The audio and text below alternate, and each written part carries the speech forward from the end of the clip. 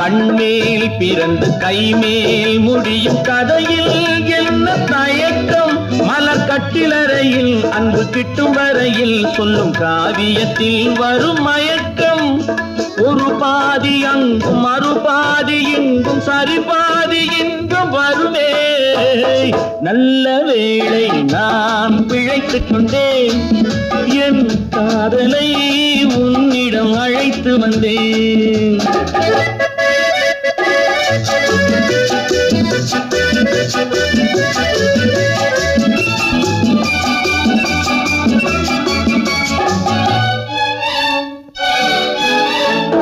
மடிமேல் குயிலும் கொடி போல் துவளும் பேரழகை படம் பிடித்தேன்.